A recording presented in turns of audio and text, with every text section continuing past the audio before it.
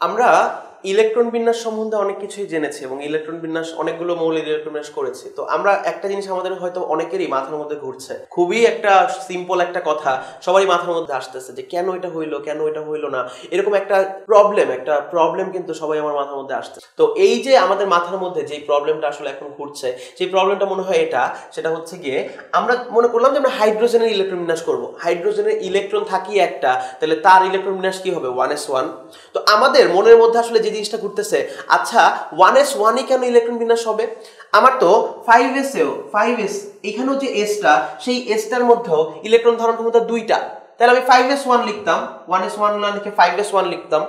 আমার 7s এটার মধ্যেও যে এসটা রয়েছে, সেই এস এর মধ্যে ইলেকট্রন ধারণ ক্ষমতা হচ্ছে 2টা, তাহলে আমি ফার্স্টে H = 7s1 লিখতাম। একটা ইলেকট্রন থাকে, আমি তো একটা ইলেকট্রনই দিচ্ছি, তো আমার কেন 7s না লিখে আমার 1s1ই লিখতে হয়? এরকম একটা কোয়েশ্চেন আমার মধ্যে কি এমন জোরপূর্বক জিনিস দিয়েছে, কেন আমাকে ফোর্স করতেছে, কেন আমার এটা লিখতেই হবে, না লিখলে আমার ভুল হবে, সেই জিনিসটা সম্বন্ধে আমরা আলোচনা করব। আমরা ধরি যে আমরা এইমাত্র যে ইলেকট্রন বিন্যাসগুলো করলাম, আমরা দেখতে পারি যে 1s 2s 2p 3s 3p, তারপরে কিন্তু আমাদের 3d হওয়ার কথা ছিল। আমরা নর্মালি জানতে পারি যে আমাদের 1s 2s 2p 3s 3p 3d হওয়া উচিত না, কারণ হচ্ছে 1টা শেষ হলো, 2 এর গুলা শেষ হলো, 3 এর গুলা তাহলে শেষ হবে, 4 এর গুলা শেষ হবে, এরকম একটা সিস্টেম হওয়া উচিত ছিল। কিন্তু না, কি সমস্যা হয়? সমস্যাটা হয় হচ্ছে গিয়ে 3p এর পরে আমাদের হচ্ছে গিয়ে 4s আসে এবং তারপরে 3d আসে। কেন এটা হয়? হঠাৎ করে মাঝখান থেকে 4টা কেন এসে পড়ে? আমার জন্য খুবই ভালো হতো যদি 1 গুলো আগে হতো, তারপর 2 গুলো আগে হতো, তারপর 3 গুলো, এরকম ক্রম বিকাশ করে করে যদি আমরা আগাতাম, তাহলে আমার জন্য খুবই মনে রাখতে সুবিধা হতো, আমাদের ইলেকট্রন বিন্যাস নিয়ে কোনো ঝামেলা হতো না। কিন্তু তারপরও এই জিনিসটা কেন হইলো না, কেন আমাকে 4sটা মাঝখানে আসতেই হবে, সেই জিনিসটা কিন্তু আমরা এখন ব্যাখ্যা করব। এবং সেই জিনিসটা আমরা হচ্ছে আউফবাউ নীতির সাহায্যে আমরা এই জিনিসটা ব্যাখ্যা করতে পারি। আউফবাউ নীতি জিনিসটা কি সেটা যদি আমরা একটু খেয়াল করি, আউফবাউ হচ্ছে একটা জার্মানি শব্দ, যার ইংরেজি অর্থ হচ্ছে গিয়ে বিল্ডিং আপ। ব্যাপারটা একটু বোঝানোর চেষ্টা করি। মনে করলাম আমরা একটা বিল্ডিং বানাবো, আমরা একটা 5তলা বিল্ডিং বানাইতে চাই, এবং সেই বিল্ডিংটা বানানোর জন্য আমি চিন্তা করলাম যে আমরা কি করি, আমরা প্রথমে 1তলা বানাই, তার পরবর্তীতে 2তলা বানাই, তার পরবর্তীতে 3তলা, তারপরে 4তলা, তারপরে 5তলা, এরকম করে কিন্তু আমরা 5তলা একটা বিল্ডিং বানানো সম্পূর্ণ করি। কিন্তু আমরা কি কখনো এরকম দেখেছি যে একটা বিল্ডিং এর 1তলা 2তলা 3তলা নাই, 4তলা আছে আর 5তলা আছে, বাকি নিচে ফাঁকা? কখনোই কিন্তু আমরা দেখি না। আমরা দেখি যে এই যে বিল্ডিংটা আমার 5তলা বানাতে বা 4তলা বানাতে হলে অবশ্যই প্রথমে 1তলাকেই কিন্তু বানাতে হবে, তারপরে 2তলা। আমরা কিন্তু কখনো 1-2তলাকে বাদ দিয়ে প্রথমে আমি 3তলা বানাবো, আমার সময় নাই, আমার প্রথমেই বিল্ডিংটা বানাইতে হবে, এরকম কোনো কিছু কিন্তু কখনো হয় না। এর মানে হচ্ছে গিয়ে আমাকে একটা ক্রম হচ্ছে আমাকে মানতে হয়, এবং সেই বিল্ডিং আপ যে রুলটা, আউফবাউ নীতি, সেই নীতিটা কিন্তু আমাকে বলে কেন 1s 2s 2p এই জিনিসটা এরকম হলো। আমরা যদি একটু চিন্তা করি আউফবাউ নীতি জিনিসটা আমাকে কি বলে, আউফবাউ নীতি জিনিসটা আমাকে বলে হচ্ছে n+l রুল। আমাদের সূত্রটা হচ্ছে, নীতির যে সূত্রটা, সেই সূত্রটা হচ্ছে n+l। n+l মানে জিনিসটা কি? আমরা কোয়ান্টাম সংখ্যায় ফিরে যাব। আমরা কোয়ান্টাম সংখ্যায় প্রধান কোয়ান্টাম সংখ্যাকে হচ্ছে গিয়ে আমরা n দ্বারা প্রকাশ করছিলাম, প্রধান কোয়ান্টাম সংখ্যাকে হচ্ছে আমরা n দ্বারা প্রকাশ করেছিলাম, এবং আমরা l দ্বারা প্রকাশ করেছিলাম কাকে? l দ্বারা প্রকাশ করেছিলাম আমরা সহকারী কোয়ান্টাম সংখ্যাকে। অর্থাৎ এখানেও যে n+l রুলের কথা আমি বলছি, n+l যে সূত্রটা, সেই সূত্রটা মানে হচ্ছে প্রধান কোয়ান্টাম সংখ্যার মান প্লাস সহকারী কোয়ান্টাম সংখ্যার মান। এবং আমরা আরেকটু মনে করে দেখি, সহকারী কোয়ান্টাম সংখ্যার মানটা বলতে আমরা বুঝাচ্ছিলাম অরবিটাল। আমাদের যে অরবিটাল রয়েছে SPDF, সেগুলো মানেই কিন্তু আমাদের সহকারী কোয়ান্টাম সংখ্যা, এবং সেই জিনিসটা কিন্তু আমরা কোয়ান্টাম সংখ্যা যখন দেখিয়েছি তখন খুব ভালো মতো আমাদের বোঝানো হয়েছে। তো আমরা একটু খেয়াল করি এই রুলটার সাথে আমাদের এটার সম্পর্ক আসলে কিভাবে। আমরা মনে করলাম 1s অরবিটাল। 1s অরবিটালে আমার এই 1টা হচ্ছে আমাকে n এর মান বোঝায়, n মানে প্রধান শক্তি স্তর, এখানে 1s মানে 1টা হচ্ছে আমাকে n এর মান বোঝায়, তাহলে আমার n এর মান কি? 1। এবং আমার l এর মানগুলো কি ছিল আমরা একটু মনে করে দেখি। l এর মানগুলো এরকম ছিল, l = যদি 0 হয় তাহলে সেটা s অরবিটাল, l = যদি 1 হয় তাহলে হচ্ছে সেটা p অরবিটাল, l = যদি 2 হয় তাহলে হচ্ছে d অরবিটাল, l = যদি হচ্ছে আমার 3 হয় তাহলে হচ্ছে আমার f অরবিটাল। তো আমরা একটু খেয়াল করি, আমার এখানে 1s এর কথা বলা আছে, s এর মান অ্যাকচুয়ালি কত?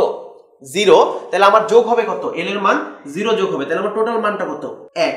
আমরা আরেকটা নিলাম 1s এর পরে কি আসে 2s, 2s আমরা যদি খেয়াল করি আমরা 2s নিলাম, 2s এ আমাদের n এর মান কত 2, তাহলে আমরা লিখি 2 এবং আমাদের প্লাস l এর মান, এখানে l বলতে কি আমাদের অরবিটাল বোঝানো হয়েছে, তাই আবার s এর মানটা কি হবে দেওয়াই আছে যে s এর মান হবে 0, তাহলে 2 প্লাস 0, তাহলে টোটাল আমার যোগফল কত আসে 2।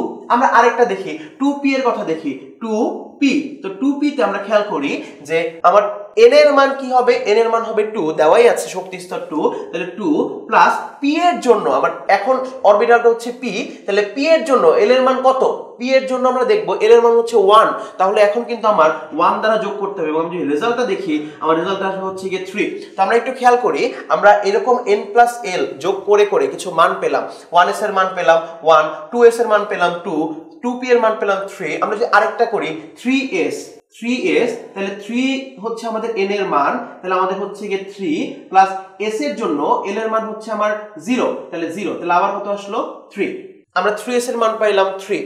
তো একটু খেয়াল করি আমরা 3s এর মান পেলাম 3, একটু খেয়াল করি যে এখন এই মানগুলো দিয়ে আমরা আসলে কি আমার ইলেকট্রনের যে বৈশিষ্ট্য, ইলেকট্রনের বৈশিষ্ট্যটা হচ্ছে সে সবথেকে কম শক্তি স্তরে হচ্ছে আগে প্রবেশ করবে বা সবথেকে কম শক্তি সম্পন্ন অরবিটালে আগে প্রবেশ করবে এবং সেইখানে যদি আমার ধারণ ক্ষমতা শেষ হয়ে যায় তারপর ইলেকট্রনগুলো বেশি শক্তি সম্পন্ন অরবিটালগুলোয় ঢুকবে এবং n প্লাস l দ্বারা বোঝানো হয়েছে যে ইলেকট্রনের অরবিটালগুলোর শক্তি, যে অরবিটালগুলোর শক্তি যে আমরা n প্লাস l যোগ করে 1s এর মান পেলাম 1, 2s এর মান পেলাম 2, 2p এর মান পেলাম 3, তো এগুলো পেয়ে আসলে কি হলো ব্যাপারটা হচ্ছে ইলেকট্রনের বৈশিষ্ট্য হচ্ছে গিয়ে ইলেকট্রন হচ্ছে প্রথমে কম শক্তি সম্পন্ন অরবিটালে ঢুকবে এবং পরবর্তীতে ইলেকট্রন হচ্ছে ওই কম শক্তি সম্পন্ন অরবিটাল যখন আমার পূর্ণ হয়ে যাবে, ধারণ ক্ষমতা শেষ হয়ে যাবে, তখন হচ্ছে সে উচ্চ শক্তি সম্পন্ন আমার যে অরবিটাল হচ্ছে সেখানে প্রবেশ করবে। ব্যাপারটা কিন্তু আমরা সেই বিল্ডিং এর কথার সাথে খেয়াল করতে পারি।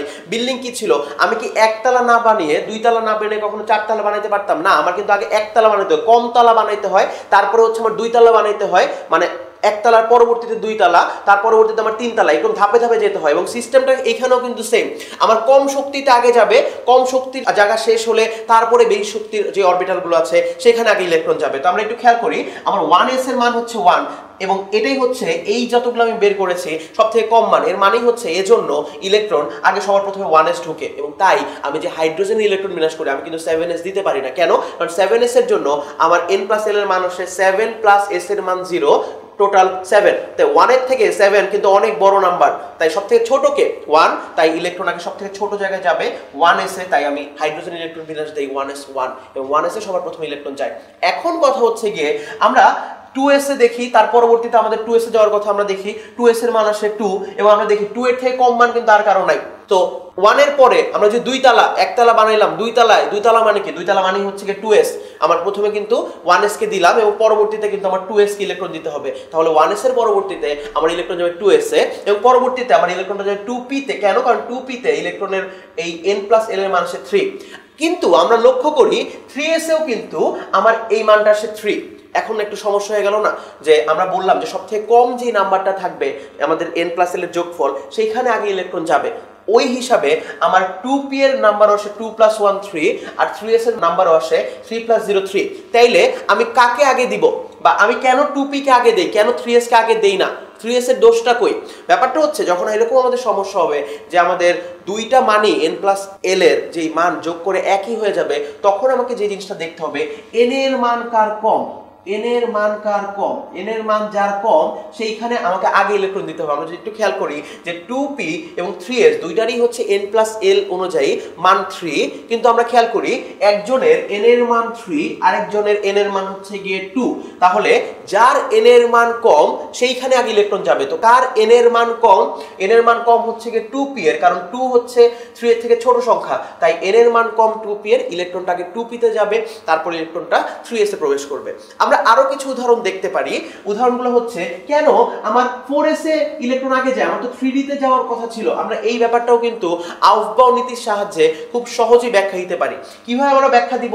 আমরা যদি 4s এর এই n প্লাস l রুল করে দেখি মান কত আসে, তাহলে মানটা আসে হচ্ছে গিয়ে 4 প্লাস 0 ইকুয়াল টু 4। কিভাবে পেলাম? 4 নাম্বার শক্তি স্তর, এল এর মান 4 আর এল এর মান এস এর জন্য হবে 0, তাই হচ্ছে আমার টোটাল মান যোগফল হচ্ছে 4। কিন্তু আমরা যদি হচ্ছে গিয়ে 3d এর n প্লাস l এর সাহায্যে মানটা বের করি, 3d এর মানটা আসে হচ্ছে গিয়ে 3 প্লাস 2, কারণ আমরা জানি যে d এর জন্য l এর মান হচ্ছে গিয়ে 2, d এর জন্য l এর মান 2, তাই হচ্ছে গিয়ে 3 প্লাস 2, টোটাল মান আসলো কত? 5। তাহলে একবার 4s এর জন্য আসলো 4 আর 3d এর জন্য আসলো 5।